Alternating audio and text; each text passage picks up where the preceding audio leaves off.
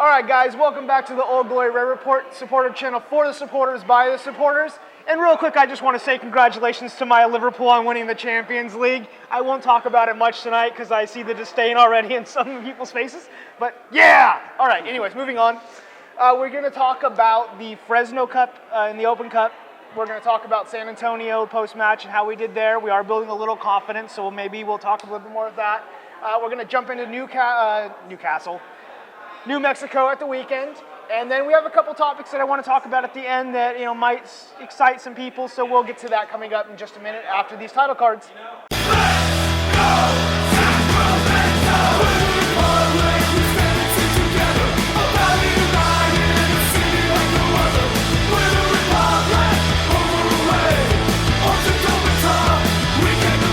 All right, guys, welcome back. We'll start over here with Mark Anthony, the Portuguese quail back as always. Thanks.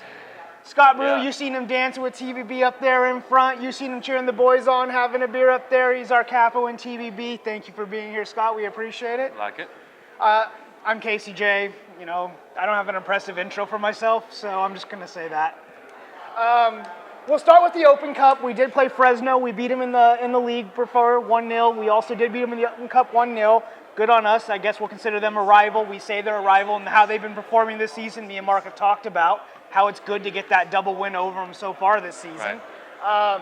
The starting lineup was kind of what we've been talking about this week. Cohen did get the start again, but it is maybe our preferred starting 11, and we talked about how this is their last chance. What did you guys think about the lineup the coach put out in this game? We talked about it going in terms of the strikers. It was interesting to see that Blackwood wasn't going to be suiting up. We didn't know that prior. He was injured. Yeah, we didn't know that prior, so it was a great opportunity for Bonomo maybe to solidify his starting spot. We talked all week about how he needed to come in with a good performance because really he's been lacking in that role for us at center forward. Ultimately, he gets a goal. It came as late as you possibly can get 120 plus 3 minutes. But it was a good goal. Yeah, it was a good goal. And, that's my initial thoughts was big goal for a player who really needed it. Yeah. It was staying alive with the play.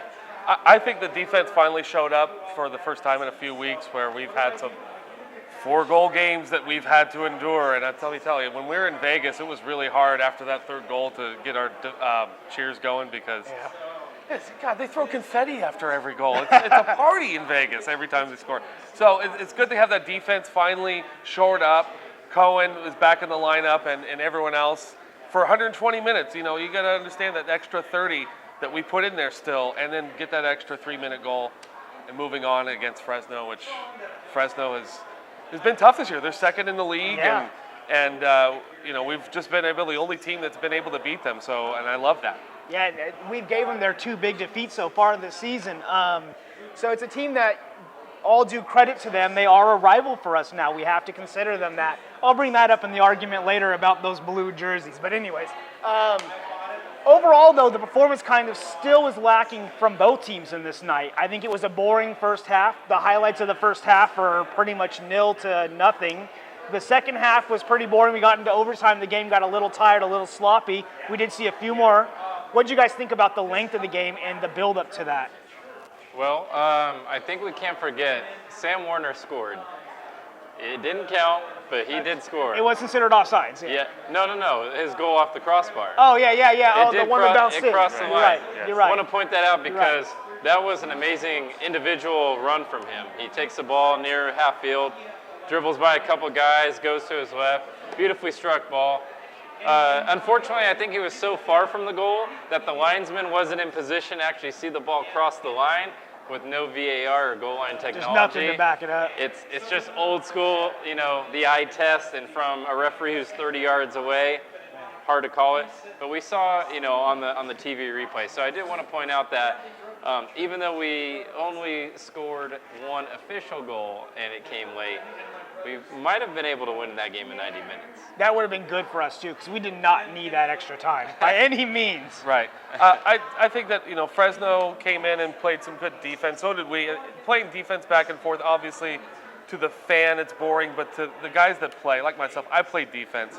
And making hard stops, making sure the guys don't get good shots on goal.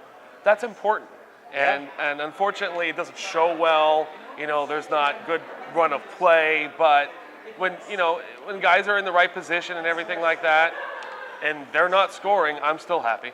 Yeah, well, and talking about the defense, I think we were much better at the press on these last couple games. We'll talk about it in San Antonio, but this is where we started, I think, getting much better at that press again. We started off early in the season pressing very, very well, and we kind of lost that at some point. I think that hurt our back line in letting chances in. We've talked about this before, and I think we saw that press again back in this Open Cup. I think we saw the guys getting up higher, trying to get the ball back early, and also that back line staying up more and trying to play that offsides trap a little bit more than we have in current games. So Yeah, absolutely. And for me, I thought that Horace and Tanner, much like what Scott was saying, I thought their partnership was as strong as it's been all season.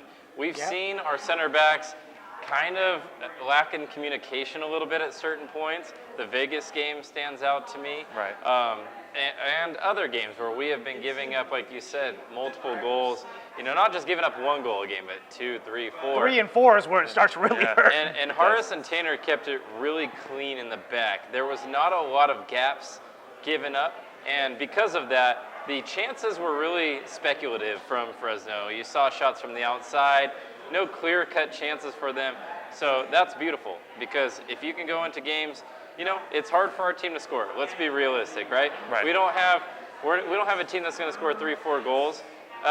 Maybe that happens once every 15 games or so, but if we keep teams shut out or to 1 goal, then we have a good chance to win each game.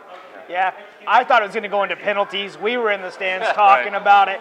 We all saw it going into penalties. Bonomo, his first goal for us, the Open Cup, 123 minutes. We talked about it. This is probably his third and final chance. He's had a lot of chances up top, and he's had the Open Cups to do it, and we talked about it. Was it enough to deserve his start in the San Antonio game? Scott, I'll let you go.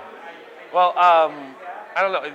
He didn't score, did he? So not in San Antonio. No, he scored in the Fresno game, but then he started in San Antonio. So. And we had Warner and Warner score and an own goal. So it wasn't really. It was an own goal terribly and effective. then Warner score. Yeah, no. And he hasn't been all season. And we kind of talked about the fact that, he hasn't done it, but he's done other aspects. He's assisted. He's knocked the ball down and put it into good positions for other players. He's won penalties. So he's done the other things you expect a striker to do except score.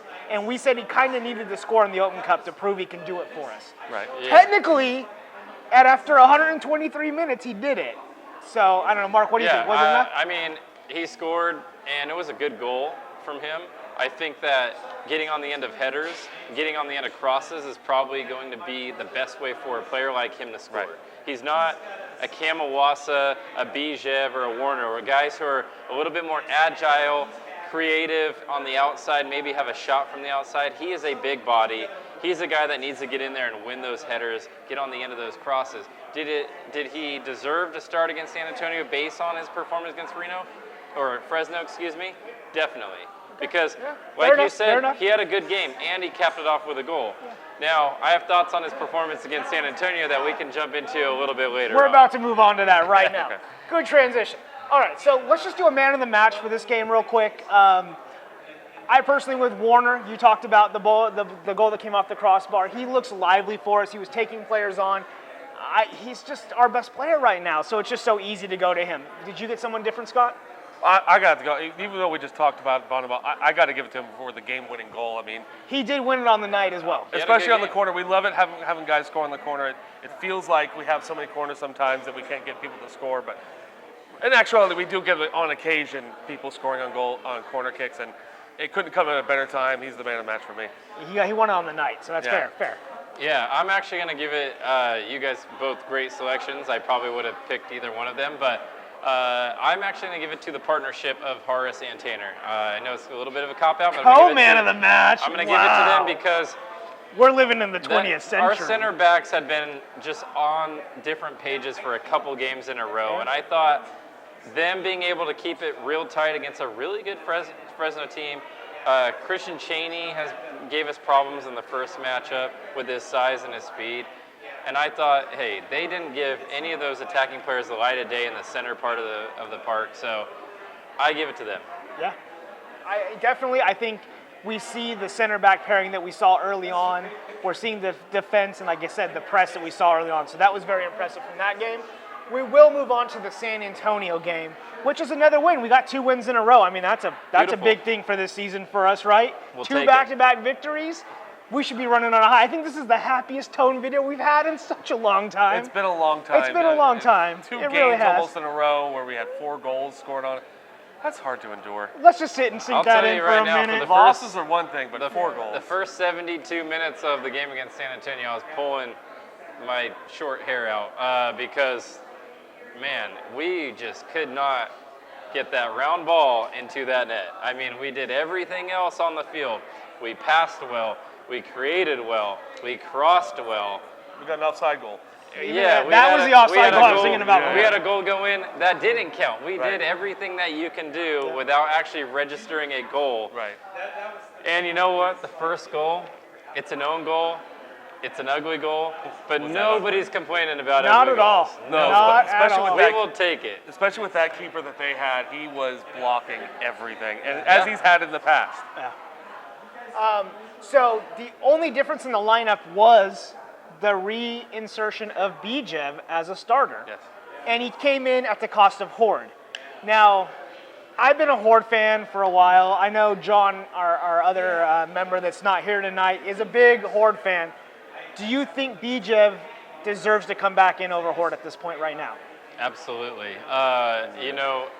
We saw Bijev get subbed in the Fresno game. He was tired, though. And 5 minutes, 10 minutes, he was gassed. We saw hands on the knees, and you expect that because he had missed some time, and you can't a couple replicate. Months almost now. You can't replicate game speed. I mean, you can run on a treadmill. You can try and get back into game shape. You can practice hard, but still, until you get on the field, until you get that heart rate going, the excitement, everything else, it can tire you out fairly quickly. But it was nice to see him get minutes to get his game speed back. I thought against San Antonio, he looked good. Now, he's nowhere near what he will be, but he looked like he's getting a little bit closer to that game speed than he did against Fresno. Thoughts on the Bijev? Well, I think he did well. Like you said, he started off in the San Antonio game. Again, he can't go a full match right now, so he's still working his way in through. So eventually, I think Bijev is going to be ready. But let's just ease him on in until he shows he needs to start. Because at this point, if he's a bit gassed, he needs to show that at least he can go through the full game. So we have seen this consistent lineup minus the Bijev Horde swap for a few games now. I think it's actually 3 or 4 if you look back on it. Do you think that finally Elliott has found the players that fit his 4-2-3-1 formation? Is this the confidence that we're building to move forward? Do you think these are the right guys in the field? I know it's a loaded question, but we'll start with Scott. What do you think, man? I don't know. I think right now with our issues with the defense, I think we just need to stick with what we got right now, and we're only in May. I think getting more into later June, if we can get into that formation that Coach Elliott needs, then go for it. But right now, we really need to show up that defense because it's been problems, and we're at near bottom of the middle of the table. I think we're 11th right now. Yeah, and in the middle of the Western Conference of USL, that's not impressive. So we need to keep that defense shored up. And I'm not sure if the 4-2-3-1 is going to come out. Yeah. We do have that one Barahino, I think his last name is, if I'm saying it. There you go. So he is coming back. I heard today, I saw a post today that he's back and he'll be training with the team. So maybe. Yeah, so we know that Elliott has been staying with this same system all season. Doesn't matter the players. He hasn't changed the structure of the tactics and anything like that. Yeah. With that being said, I think when Horde is with Warner, we become more predictable. We know that Horde is not going to cut in on his left foot. You know, he's had a couple chances lately where he's had the opportunity to shoot, and he seems a little hesitant. And for me, Bijev coming back into the lineup, plus Blackwood when he gets healthy, I think that gives us more balance from left to right. Because Warner, and we saw this the last 2 games, I don't know if you guys noticed, but our wings actually switched positions every Yeah. 15, 20 Yeah. minutes, which you can do They that were moving back and when you forth. got a guy like Bijev and Warner. But when you got a guy like Horde and Warner, it doesn't really work the same way. Guys like Bijev and Warner want to cut back on their strong foot, so it kind of makes sense to put them as opposite wings, right? So Warner on the right, as we saw with his beautiful shot against Fresno. Bijev on the left, as we've seen time and time again, he likes to cut back and hit those right-footed shots. So I think for the system that Elliott likes to play, having a Bijev and a Blackwood wide over a guy like Horde is important. Yeah, absolutely. So coming into our overall performance, we had 7 shots on goal at 21 taken, which is 1 in 3. It's not a bad performance. And even against Fresno in the Cup, we did have the 1 in 3, which is like 33% shots on target.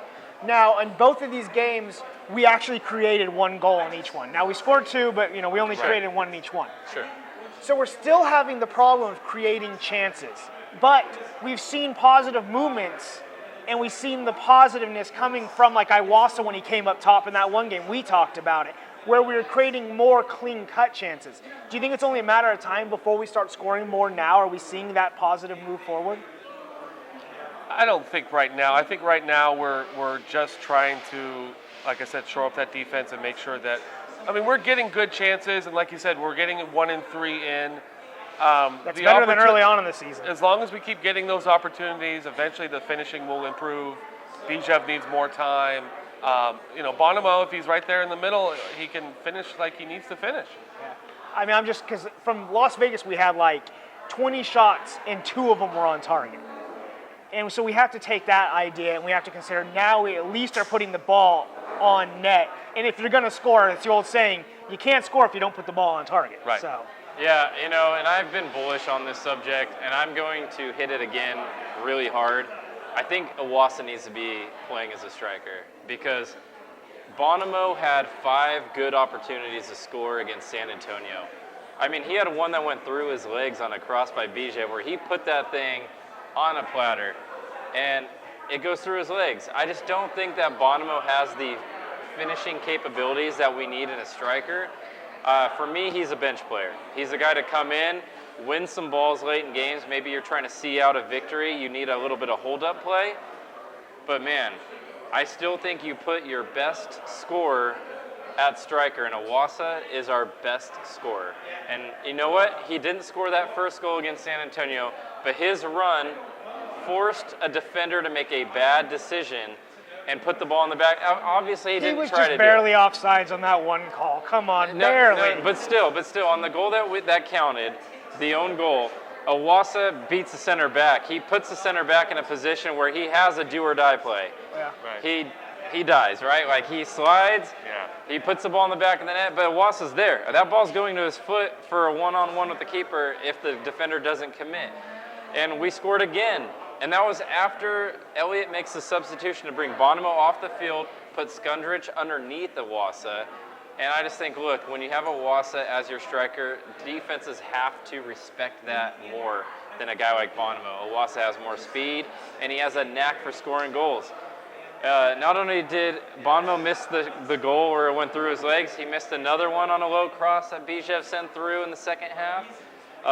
He had a couple good opportunities in the first half on created turnovers. I remember one specifically, Ray Sari steps in, wins the ball, plays the ball to Bonomo.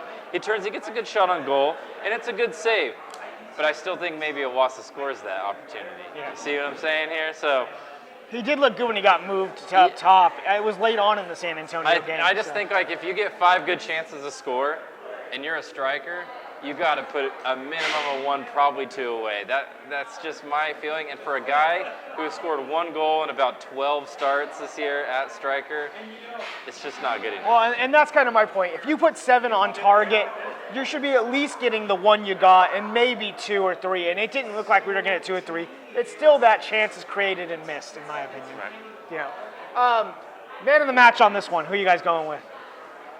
I'm going with Werner. That fire up the left corner. Woo. Yeah. Good Lord. He's been fantastic. I just want to say that, man, that was one of the best Republic goals ever scored. Yeah. I'm not saying it was the best, but, man, that one, especially when you see that replay and he hits that with just a tiny bit of curve, but with the power, And you know what? He had a rough 5-10 minute spell right there too, where he missed a couple passes. He looked a little weird, and then boom, out of nowhere, just cracked it. I thought it was a great goal. He could definitely be the man of the match. God, who am I going to pick?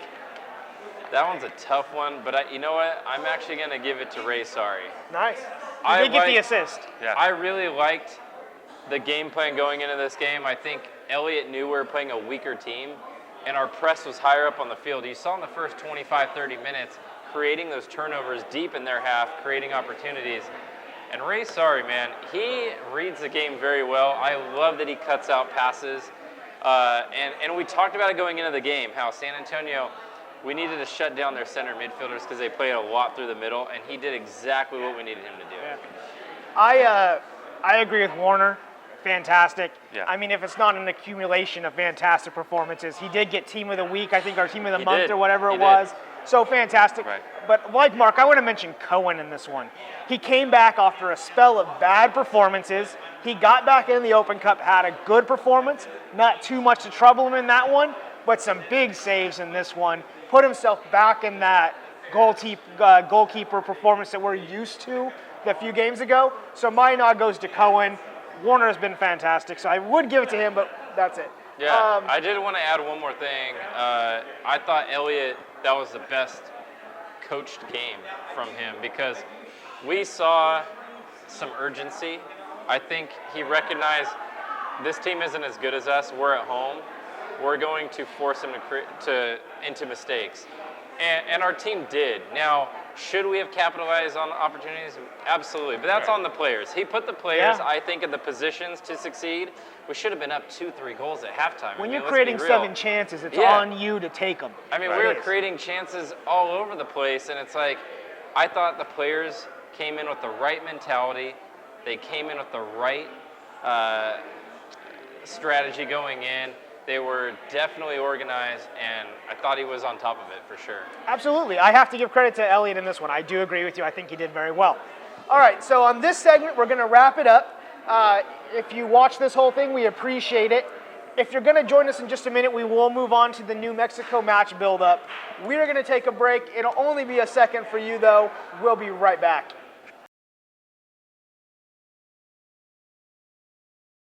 All right, guys, so if you made it through both those post matches earlier, thanks for sticking with us. We're back after that short little break. If you're just joining us, thanks for joining us. This is the Old Glory Red Report. Scott, Mark, thanks for joining me. If you didn't see the intro, skip back. You can find the intros there, and then we'll jump back in. But we're going to move on to New Mexico at the weekend. It is an away game. New Mexico has been terrific. They're actually unbeaten at home. I think it's like 3-2 for them at home or something of that nature. Really good team. I talked about it early on that I thought they were going to be a very good team in one of our earlier videos, and they've proven to be so. Mark, want to jump in on this one with us? Yeah, I mean, they obviously are a pretty good team. They sit atop the table. What do they have, 1 loss on the season? Yeah, 1 away loss, yeah. They have a number of draws, but I mean, yeah, they're a tough team to beat. Undefeated at home. They come in, 6 wins, 6 draws, and a loss. Yes. Their last loss was April 20th. They also are still alive in the U.S. Open Cup, so they're winning their cup games in addition. They're 3-2 in their last 5, so they're a team with confidence right now, definitely. They lead the league in goals scored, not just the Western Conference, but the entire league. They have 30 goals scored. I mean, so it's a team putting up numbers. They have the top 2 goal scorers in the entire USL right now, in Kevon Frater and Santi Moore. So, man, I mean, it's a team with firepower. It's a team that's hot, and they're at home. It's going to be a tough game. Well, it's another USL baseball field that we get to travel to, yeah. But they do pack the house there in New Mexico. They cover the mound. They cover the mound. And you know, it's a good team. I'm happy to play a new team that expanded into New Mexico. I like to travel, so I'm looking forward to going to New Mexico some year. Not this year. I know someone is going this year. Nick is going, but he's from San Francisco. That's a pretty long trip. Yeah, it's a long trip. You know, these guys, they do score goals. Yeah. And they win, and they got a good fan support. So I do have a lot of credit for this team. I think we can pull it off, though. I always think my team can pull it off. Yeah. So we are riding in on some confidence, but New Mexico is a defensively strong team. But on top of that, they do have Frater, who scored 10 goals already this season in 11 appearances, which is unheard of. Then they also have Moar, who also has scored 9 goals. Wow. So these are guys to look out for. I mean, these are guys that are in form, and when you're playing somebody that's in form, your back line. You talked about it in the post-match, how we've been good in the back. Here's that test. What are you guys thinking on that?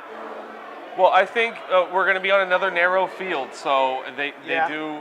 Mark's nemesis. They pack it in, and as you have some notes there, they do score a lot of goals in the box. So and it helps when there's a narrow field. So their field is going to play to their strengths. That's what their strength is. We're not playing a wide field, which is what our strength is. So we're just going to have to deal, because so many USL teams have baseball fields. We're just going to have to deal with it. Yeah, and the reference there is New Mexico has scored 30 goals, and 25 have been in the box, and they have had a split between left foot, right foot, and headers. So they're scoring from both sides. They're putting it in on corners. If we can keep them out, though, they're only scored 5 times from outside the box. So that's where we're really going to have to focus, is keeping them taking those 25, 30-yard shots. Yeah, absolutely. And Scott talked about something very important. This is a team, tactically, that scores almost all of their goals from the center part of the field. Frater as their striker, but Santi Moore coming from the left-hand side to the right, a very Bijev type of player who likes to cut in. He is a player who can score from the outside. He has 2 goals from the outside. He also has a goal from a direct free kick this season, so he does have the opportunity and the ability to shoot from the outside. But yeah, narrow field. This team does not attempt very many crosses at all. The only width they really get is from their outside backs. Their left back and the right back actually have 3 assists on the season from crosses, but regardless, the most crosses they have from any single individual player this year is 19. And when you put that in comparison to our team, Sam Warner has 94 attempted crosses this year. So that kind of shows you the difference in what we're dealing with when it comes to when they attack versus when we attack. So I agree. It will be tough because I think our team likes to play from wider areas more than New Mexico. And unfortunately, we're going to have to adapt to their field and their style of play. Yeah, this is a team that's good on the ground defensively. They like to make tackles. They like to make challenges. So it's going to be a tough physical game for our guys. Some of the keys for me in this is going to be the height we have. If we can actually take advantage of that, I know we haven't been able to so far, but they haven't been the greatest in aerial duels as far as defensively. So those are areas we can take advantage of. But they're scoring almost a goal a half right now. And that's going to be the key for me. No matter what we circle back to, for me, that's going to be the key. So as a team, what do we have to do to break this team down? Well, I'll tell you first and foremost, we got to stop Kevon Frater. He not only leads the league, but his conversion rate is at like 45%. So it's a ridiculous amount right now. It's probably the exact opposite of what Bonomo's is, if we're being completely honest. Not only does he have 10 goals, he has 3 assists. So he is doing multiple things, not just scoring, but he's a player that likes to get in behind. He has scored goals from headers. He's got good size. He's got good speed. Declan Kynan will not be playing because he picked up his 5th yellow card last game. So I know he came off with an injury, but even regardless if he was healthy, he cannot play. So Harris and Tainer, they had a great last 2 games. Yeah. Now, they got to do it again. We got to see what we saw against Fresno. Credit to Mahoney coming in last game and picking up for Kynan when he had to come off the field. But I expect Harris and Mitchell Tainer to be the starting center back. So first and foremost, man, we have to stop him because he is a player, Kevon Frater, who can score. He can bring players into the game. He's just a perfect striker for what they like to do. He's having a season right now. I completely agree. The center backs are going to be very key for us winning because that's where we've had our issues when teams are scoring a lot on us, is that they're scoring out of the middle. And so we got to make sure that those defenders, those 2 center backs, are taking care of business. And then on the counterattack, we got to make sure Ray Sari and Sam Harris they're getting out. They're getting what we need on the counterattack with Awasa and scoring some counterattack goals because they're going to be hot. Like you said, they score 1 goal a half. Yeah. So they're going to be attacking a lot, and so we're going to have to rely on that counterattack for us to be able to. That's a perfect statement, because not only do they score a lot of goals, but they give up a ton of shots. Now, for whatever reason, their conversion rate is much better than their opponent's conversion rate. So they're sitting at 25% as a team, which leads the league by, I think, 3 or 4%. It's a ridiculously high amount. We're at 13% currently. Wow. But so, on the other comparison. end, on the other end, their keeper Cody Mizell leads the league in saves, and they have almost given up the same amount of shots as they have taken. So you got to think like exactly what Scott was talking about with the counterattack. If we can pack it in, frustrate them, and then hit them on a counter with Iwasa, with Warner, I think they can be beat. And we're going to see a familiar face as Justin Schmidt starting as a center back against them. So I really talked about earlier about wanting to see Iwasa play striker over Bonomo, but I think this is the type of game where you do need a pacier striker, because we want to hit him on the counter. Bonomo's just not that type of striker, right? He's more of a hold-up play, bring players in. But I think if we can get a Blackwood back, I don't know if he'll be fit, or an Iwasa, and you get a Werner and a Bijev, maybe you can get those one-on-one situations on the other side. Yeah, we're going to be looking to switch play up. We're going to have to play a little bit out of the back, and then every once in a while try to confuse them by going over the top and being versatile in that way. Because to go with one solid game plan against such a strong defense and an attack is going to be a bad combination. I think the coach is going to have option A, option B playing at the same time. And they're shaky in the back. Like, this team is very good attacking, but they can definitely get beat. And you know what? They've had some of those big 3-3, 4-4 games this season. They've only kept 2 clean sheets, so they give up goals. And I think this is a game. Even though we haven't shown we can score a bunch of goals, you don't need to do that, but I think you have to fight fire with fire in a game like this. Yeah. I think if we try and play into a shell, I just don't think we'll come out with a result. But I think if we go looking for those turnovers and create those quick transitional plays, I think we can nick something here. A point, maybe 3. Well, I think that, like I said, we're going to have to rely on a counterattack. Yeah. I'm not sure that we're going to be able to clear possession with this team, especially on a field that we're not good on narrow fields. So we're going to rely on that. I honestly think if it ends up being that they score 1 goal, we're going to end up with a 1-1 tie. If we can keep a clean sheet, then we're going to win 1-0, I think. Yeah. You know what's funny is that they have the most goals. They're at 30 goals, which leads the entire USL. But they're only 20th in shots attempted. So that just tells you right there that Frater, not just him, but especially him, they're just hot right now in terms of getting the ball in the back of the net. 118 shots attempted, 66 of those are on target. So. Yeah, and hopefully we can see some of the numbers for our players approach those numbers. But I kind of think I don't think New Mexico is going to be able to continue that such high success rate the entire season. Not that they won't have a great chance of winning this entire thing. Maybe they just are that good, but I kind of see maybe a regression at some point. Hopefully it starts on Saturday. Yeah. For me, a big thing is 2 wins. Like we kind of joked about it earlier in this video. If you stuck around, thank you for watching it all.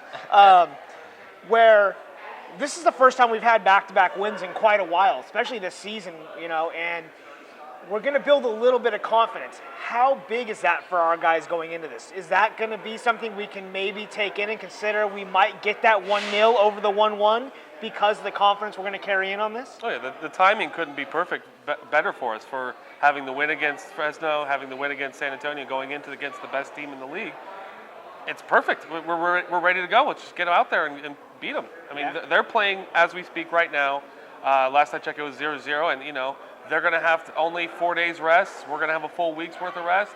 Hopefully that's going to help us get that advantage over the guys. Yeah, and good point. And, we do have a week off where they're playing midweek, like you said. They are playing currently as we are filming this video. The one negative that goes against us, though, is Kevon Frater picked up his 5th yellow card and is not playing tonight. Right. Where Kynan picked up his 5th and won't be available for a Saturday. I just wish Frater wasn't available for them on Saturday. Yes, we're coming off a couple wins. The confidence is definitely coming back. I think more importantly, the team is getting a little bit healthier as well. That's true. Bijev being a big part of that statement, but hopefully Blackwood will be back and some other guys. But yeah, man, it's a tough ask for a team like us who's 2-4 on the road. Yeah. They're undefeated at home.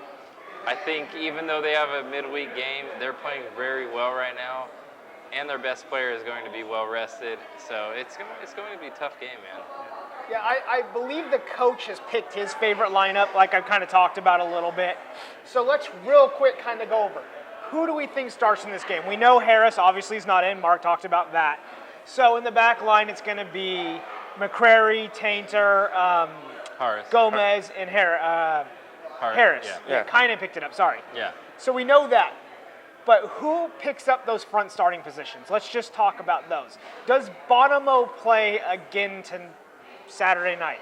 I think so. I think right now we got a pretty decent lineup that's working well. Let's just keep going with it. And whether Bijev starts or not, that's going to be determined what the coach sees in the analysis of what we're going against, whether we need to have these switches like you guys were talking about with Horde.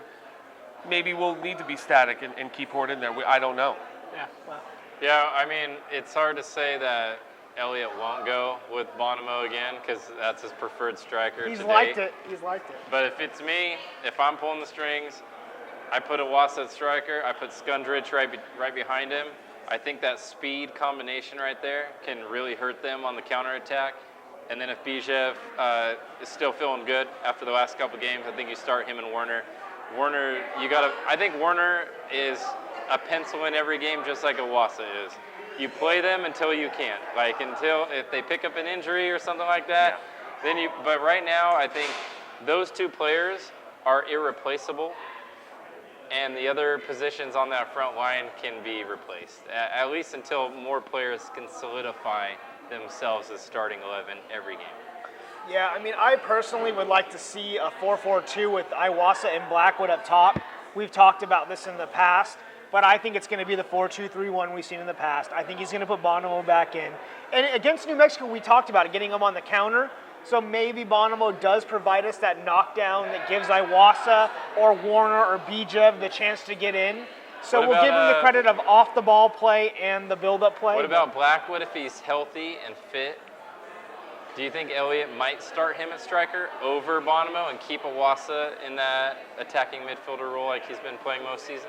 I would like to see that personally. I would love to see that. We've talked about it in the past. I think Blackwood's speed to get behind offers something that Bonomo doesn't, but like you said, I think the coach right now favors Bonomo. And if we're being realistic, 4-2-3-1, Bonomo starts, just like Scott said. I feel like, so we know Justin Schmidt, right? Like, he's a bigger center back.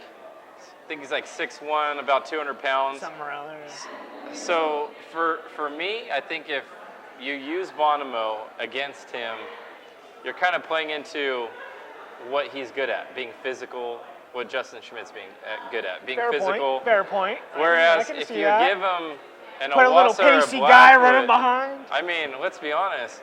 We've seen Justin Schmidt, and he's a good player, but he's not very agile. And if you get Iwasa on his shoulder, it's going to be very difficult for him to stay with a guy like Iwasa. I mean, we know that. So, hey, I guess the starting lineup is going to tell us a lot about how we approach the game when it comes Saturday night. One, I think you brought it up earlier about how the coach did have a win. It's whether that the coach is going to adapt and do the things that we've been talking about, or whether he's going to just kind of keep shoehorning the same guys in the same kind of situations and just see what happens. We won't know. We can kind of guess, but we won't know on that one. Any last thoughts on this match build-up? Anything? Well, we have to give our predictions, right? Oh, yes, you're right. Yeah, sorry. Let's go ahead and do that. Match predictions. We'll start with the guest and then... Yeah, always with the guest. Well, I'll go ahead and predict a 1-0 victory for the Republic because, like I said, I think we can go in. I think we can go in there and get it. You know, that it's going to be tough keeping them out of the goal. I'll be honest. Not many teams have been doing it. Yeah. But Sac Republic garners respect around the league, regardless of where we are in the table, and they will be ready for us because we're Sac Republic. Another clean sheet for Cohen. That's right. Casey, go ahead, man. You want to give it to me? I went with 1-0 as well. It's just what we've been winning by. If we don't win 1-0, we probably don't win. Like, Hey, I think we you won said that 2-1 earlier. last game. Well, yeah, but we scored 1 goal. We got lucky with an own goal. So let's be realistic about the prospects. Yeah, if we don't win 1-0, I just don't see us winning these days. So yeah, 1-0 for me as well. Well, I mean, I kind of feel like I'm cornered, right? Like, I'm not predicting 1-0. No, don't do that. I think that we get a draw.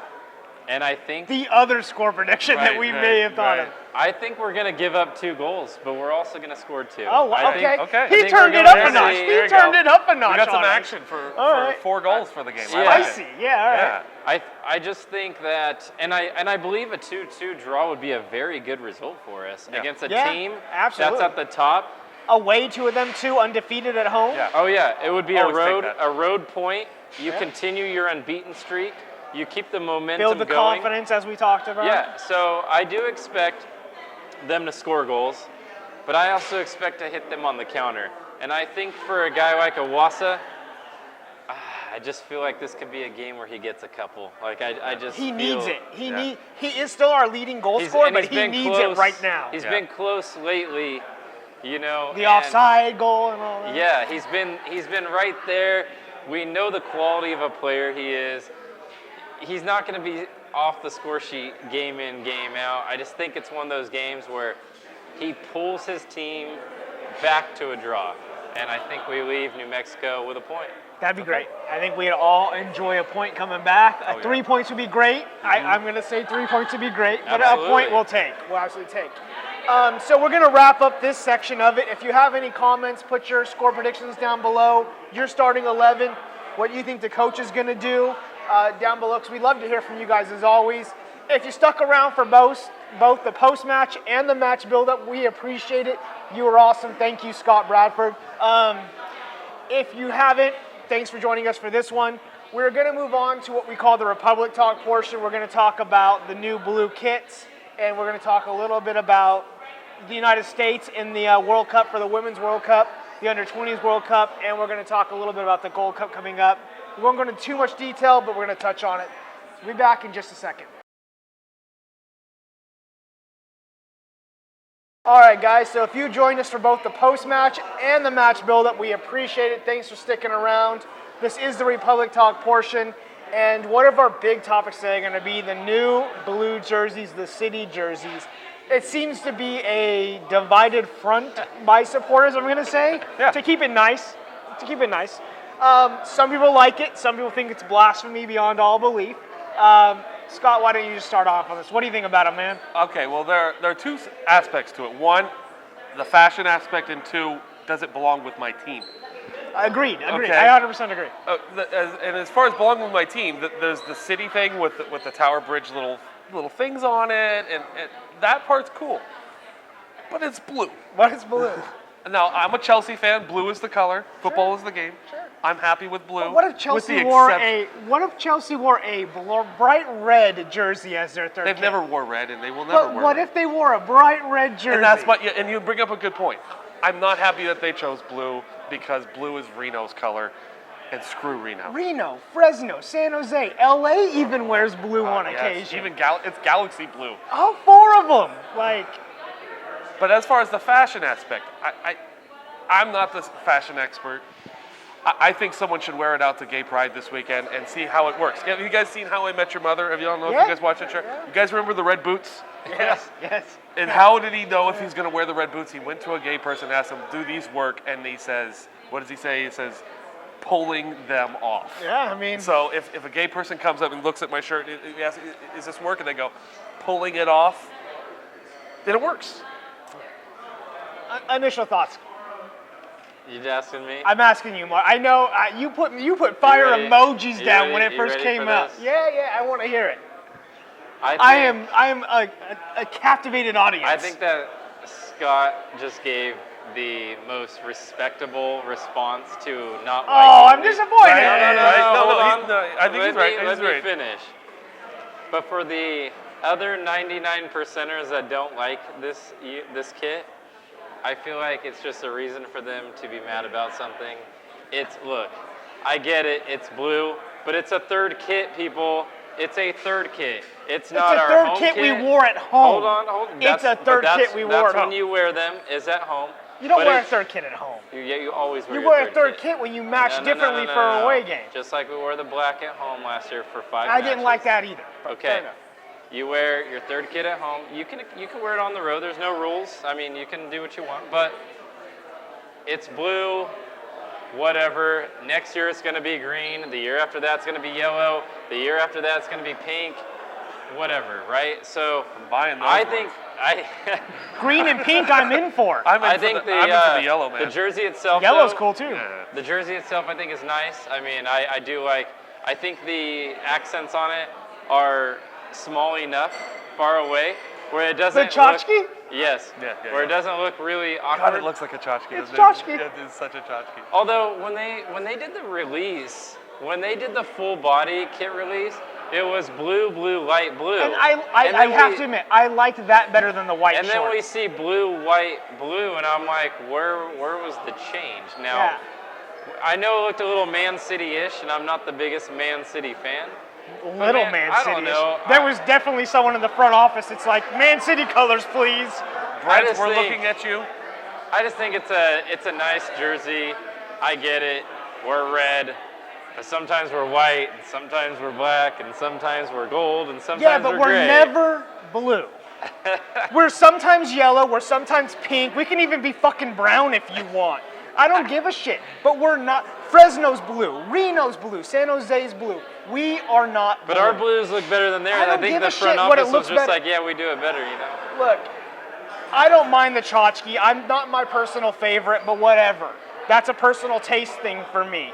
And you can put whatever color you want. But it would be like a Chelsea wearing a bright red, a Man United wearing city blue.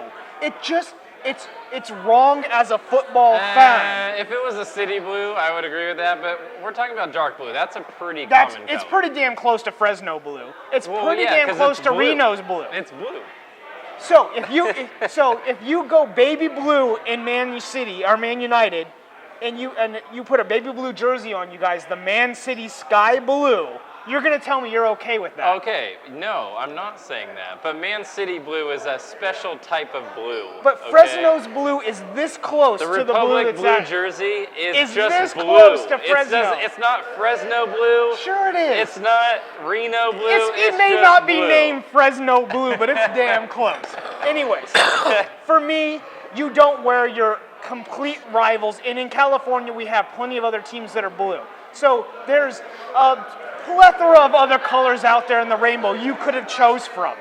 And I think this is just a shot and miss. Do the same tchotchke design in any other color, pretty much. I mean, any other color, pretty much, and you get it right. I do failed. like our black jerseys. You failed This one here, Sacramento Republic. That's a really good third kid there. Black's a classic jersey because no team really has it as their I mean, LFC does, but I mean, not a lot of teams have it as a primary color. Right. It's not a rival to us. Black is cool. Like, yeah, your third jersey. I think one of the guys from TVB said, I don't remember who off the top of my head, but third jerseys are meant to be crazy, wild, and maybe sometimes a little bit ugly. And sure, explore, do something, but don't pick your local rival's colors and then say, hey, that's the color of our new jersey. Well, I think that person's opinion is just based on the color, though, because if it was any other color but with the same design, then they would think that it was pretty out there, right? Whether you think it's good or ugly, it doesn't matter. The main point is put a good or ugly jersey on any other color but your rival's color. Right. I don't know, man. It's not that big of a deal to me. It's not. It's not. It is to some. It is to some. In the long run, it's one season. It's going to disappear. It won't be a continued jersey. So we have to get over it. It is the jersey that they picked. We have to get over it. But I did not like seeing us wearing blue on our backs at home. A couple years ago when I think it was Cardiff City, when they were bought by a new owner and he changed the uniforms to red. That's right. And then, oh my God. And then everybody showed up in blue, and it was like a huge thing. And then halfway through the season, they like literally scrapped the red and went back to blue. That's true. I think it was Cardiff City. It's because you have to look at your fan base to what they want. And these blue jerseys, the neutrals that don't really pay attention and the guys that don't care about the history of the team and all that, maybe sees that it's a cool jersey. But the fans that are really hardcore about it, and I know there's some out there, this is going to be an atrocity to them. So it depends on where you're on the spectrum. And there's people in between. Don't get me wrong. There's good fans that are going to see this. I'm in between. There's going to be a good fan that sees this as fashionable, and there's going to be diehard fans that just are. It's fashionable though. I mean, it's nice looking. If you take away the whole loyalty and the red color aspect, if you just saw that jersey on the street, be like, that's cool. That's cool. I'm still probably not buying it and wearing it either way because I don't like the tchotchke of it, like I talked about before. For sure. Fair point. I get it. Like I said, there's going to be the spare. I see where everyone is. For me, it's a blasphemy kind of thing. No blue on our backs, especially at home. So we can't be wearing red and white in the crowd and have them being wearing blue on the freaking field. It just let us wrong. know how terrible or how okay these uniforms are to you guys. Yeah, it is an up and down conversation. So. I do like the black one though. Now Yeah. that they're on sale, I might pick one up. The black ones are nice. See, that's when I always pick up my on the clearance rack. Yeah, So yeah. November, that's when I'm going shopping for the jerseys. If you like the blue jersey, let us know. If you dislike the blue jersey, let us know. I mean, like we said, it's there to be there now. It's going to be here this season, so we're going to have to deal with it either way. So Yep. just give your opinion on it, and let's all move on because it is what it is. What we got next? The USA is in a bunch of international competitions coming up. Yes. It's going to be an exciting couple months for football in the United States. We got the Under-20 World Cup. They just progressed about France. You said they play Ecuador. Ecuador. That's going to be a tough one coming up. It's a big game Saturday morning, I believe. Yeah, those kids have been playing really well, though. Tim Way, Soto, Mendez, they've been playing really well. Yeah, impressive win against France, France was the favorite. And they are the European champion, so they were looking to build off of their. I mean, they have the French youth system right now is just insane. Oh, We've seen it with Mbappe. And it doesn't stop with him. I mean, you look at their team; they're littered with talent. So that was a massive win for our U20s. Very impressed. Yeah, and they had a tough qualifying round. Really, they did. With the loss to Ukraine. It started off, yeah. It started off really It was a bad. tough group. It was a tough group. I mean, they got a good win against Nigeria. They got a good win against Qatar. And then that France game. When was the last time you remember your team being down 1-2 and then came back to win 3-2?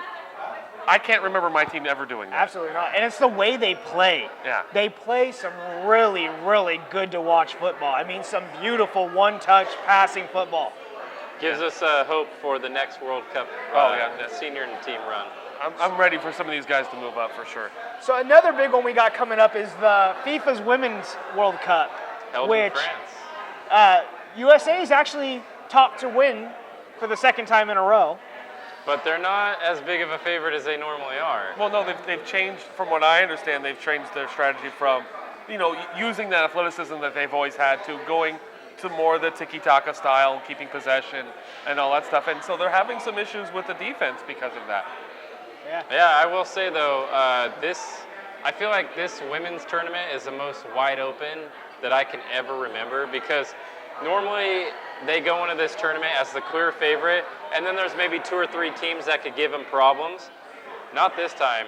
France is a really good women's team. Germany, Australia. Yeah. I mean, these teams that are in this tournament it's not just, when will U.S. hoist the trophy? I think it's going to be a very good tournament, and I'm excited for it, The top 5, there's legitimately probably the top 7 or 5, 8 any of them can possibly win. I think even Brazil is a good team, and they were 7th or 8th best odds. I mean, it's going to be a good tournament. I've always liked Japan too, but anyway, sorry. Well, also in Europe though, the European teams, the Man Cities, the Chelseas, Arsenals, PSGs have been investing in the women's game for the last 4 years. Yeah, they have. Absolutely. And these women are getting paid better over there.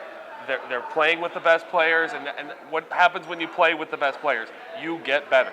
Yeah. And so the European teams, I don't remember when France was a favorite, and now all of a sudden they are. Germany's, look, they won in 2002, 2006. Always strong. So they're always They strong. look really good. But England's, the Lionesses, you never know what's going to happen with them. Europe has definitely stepped up their game in the women's game, and I love it. The women's game is definitely growing, worldwide. And a lot of that has to do with the U.S. women's team. That 99 team, for example. I mean, you look at the sport where it was 20 years ago, and I know the men's game has grown immensely in this country, but the women's game was always big here and has grown immensely around the world. It's kind of the opposite effect. So I'm really excited. I'm not going to lie. This is the most excited I've ever been to watch the women's tournament, because I actually think, like, these games, the U.S. is not going to just cruise. They might win their first game against Thailand by a big margin, but I think it's going to be very competitive. Absolutely, it should be a really good World Cup. Let's just drop the women's in front of it and just count on what it is. This is going to be a big World Cup, and this is a chance for the USA to win. Honestly, in the United States, the women's team has been better than our men's team for quite some time now, forever. and it's time that we give them the credit. So go out to those watch parties, watch the Women's World Cup. Costanzas, yeah. If you're not a part of the American Outlaw Sacramento chapter, go out and support them, because they also support the women's team. Because this is big. To get them to win another World Cup is going to be big for us, and it promotes us as a country, as a soccer country. And if we want to grow as men's team, we want to grow all around, we need to support ourselves all around. So support them, go out there. I think that starts next week, right? So Friday is the first game. France, host country, is playing. Okay, so I can't remember who they're playing. In fact, it's affected the U20 start times. They're going to be really early, like 6:30 and 9:30, and the women's first game is noon on Friday. And then the U.S. is on the 11th. Monday or Tuesday? Tuesday against Thailand. Yeah, and you know what? France is trying to become the first country to hold both the men and women's trophy at the same time. Yeah. Which would be a huge title for them. And they're one of the favorites. But right now, as it is currently constructed, if the U.S. and France both finish first in their groups, they would actually meet each other in the quarterfinal. Yeah, I was hoping, like, maybe let's lose to Sweden in the last game. If we got everything locked up, maybe we'll angle for second position so we get a better way through the knockout stages, Absolutely. Yep. And lastly, our boys are going to hit the Gold Cup coming up soon. This does start as well. We had a friendly against Jamaica today, which we lost. We kind of talked about, though, it's a friendly. You have to take it for what it is. Well, there was more than that. I mean, they were trying different stuff. After Jamaica scored, they went back to what they were normally doing. Michael Bradley wasn't even out there. It was Pulisic out there. Wasn't there, yeah. I mean, there wasn't barely anyone out there. Matt Miazga was the captain. That guy's a loanee from the Chelsea Army over at somewhere in Austria. So, yeah. I mean, it wasn't that big. In fact, I think that's the first win a Caribbean team has had on the United States soil since 1969. I heard it on the broadcast. So, yeah, I wouldn't look too far into what happened, like you just said. I mean, of the players that play today, I think only Stefan is probably going to start, and he's the keeper. But the other 10 players plus the subs that came in, yeah, I'm not sure how many of those players will actually feature in prominent roles once the tournament starts with the Gold Cup. Pulisic, of course. I think it's kind of, this tournament kind of rests on his shoulders, kind of see what he brings to the table. He's our talisman, if you would. Absolutely. But yeah, maybe a guy like Josh Sargent will start. I think he'll at least get to the lineup. Maybe not start, but I think he'll at least We saw today that there were some MLS players and some second division. Yeah.